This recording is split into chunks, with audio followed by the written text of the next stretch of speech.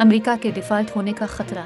IMF ने आलमी मईशत के लिए खतरे की घंटी बजा दी। बैन अल-अक़वामी मालियाती फंड्स IMF ने खबरदार किया है कि अगर अमेरिका की मईशत गिरावट का शिकार हुई तो फिर आलमी मईशत पर उसके संगीन नताइज मुरतब होंगे।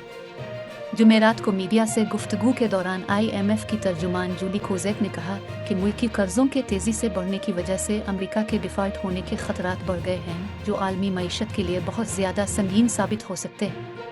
उन्होंने कहा कि अमरीकी हुक्काम को इलाकाई बैंकों समेत अमरीकी बैंकिंग सेक्टर में नई कमज़ोरियों पर होशियार रहने की ज़रूरत है, जो कि ज़्यादा शरह सूद के माहौल में एडजस्टमेंट की सूरत में सामने आ सकती है।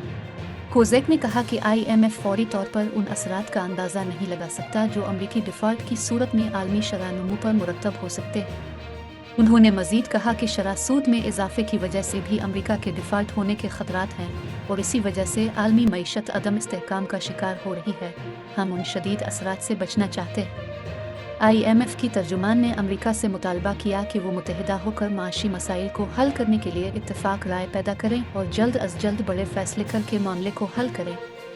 दूसरी जानिब अमरीकी हुकूमत ने 31.4 ट्रिलियन डॉलर के कर्ज की हद को बढ़ाने के बारे में तफसीली बातचीत बुध के रोज़ शुरू हुई, जब रिपब्लिकन ने अखराजात में कटौतियों पर इसरार किया और डेमोक्रेटिक सदर जो बाइडन और कांग्रेस के आला रिपब्लिकन केविन की 3 माह में पहली बार इस मामले पर मुलाकात हुई। US treasury secretary Janet Yellen ने खबरदार किया है कि अगर कांग्रेस कर्ज लेने की हद को बढ़ाने में नाकाम रहती है तो 1 जून से पहले अमेरिका डिफ़ॉल्ट हो सकता है।